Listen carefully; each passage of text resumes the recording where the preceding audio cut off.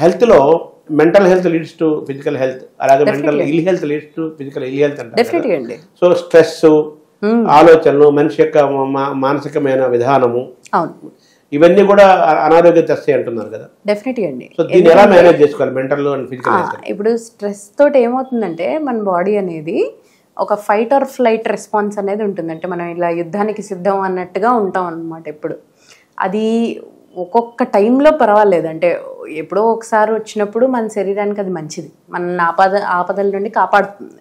కానీ అది మనం 24 గంటలు అదే మైండ్ సెట్ తోటి ఉన్నప్పుడు అది మన బాడీ మీద రకరకాలుగా దాని నెగిటివ్ ఎఫెక్ట్ని చూపిస్తుంది.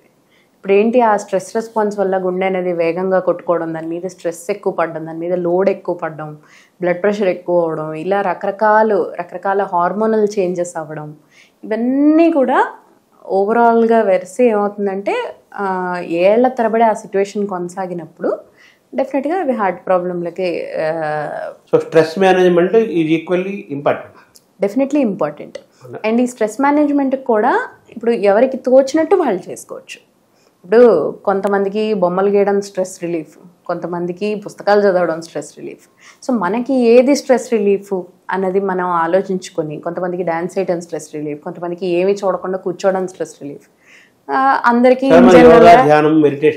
అవన్నీ. కొంతమందికి ఇన్ జనరల్ అందరికీ ఏంటంటే మన కష్టాలు ఇంకోళ్ళతో చెప్పుకోవడం, మన ఫ్రెండ్స్తో కానీ మన బంధువులతో కానీ కూర్చుని మాట్లాడుకోవడం, ఇవన్నీ స్ట్రెస్ రిలీఫ్. సో ఇవాళ రేపు అది కూడా మనకు కరువు అయిపోయిన రోజులు.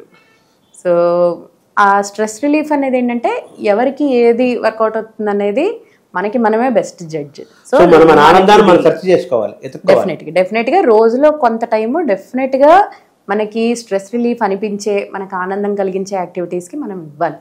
సో ఇక్కడ డయాగ్నోసిస్, హార్ట్ సంబంధించిన దాంట్లో వీటిల్లో స్టెంట్లని, అలాగే బైపాస్ అని, అలాగే పేస్ మేకర్స్ అని, యాంజియోగ్రామ్ అని, ఇలా రకరకాలు వచ్చాయి కదా, వీటిని ఎలా చూడాలంటే? సో ఎవరికి అవసరమైన దాన్ని బట్టి ఇవి రకరకాల టెస్ట్లు, రకరకాల ట్రీట్మెంట్ పద్ధతులు అండి. సో ఇప్పుడు కొరోనరీ యాంజియోగ్రామ్ అన్న మాటకు వస్తే ఇదేంటంటే అసలు ఈ హార్ట్ వెజల్స్లో గుండెకెళ్ళే రక్తనాళాల్లో బ్లాక్స్ ఉన్నాయని మనం ఎలా చెప్పగలుగుతాం? దానికి మెయిన్ టెస్ట్ పేరు కొరోనరీ యాంజియోగ్రామ్.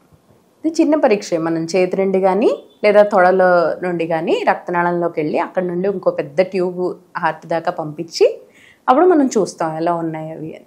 సో దాంట్లో మనకు కనిపిస్తాయి ఎన్ని బ్లాక్స్ ఉన్నాయి, ఎంత పర్సెంటేజ్ బ్లాక్ ఉంది అనేది. సో దాన్ని బట్టి మనకి రకరకాల ట్రీట్మెంట్స్ అవైలబుల్ ఉన్నాయి.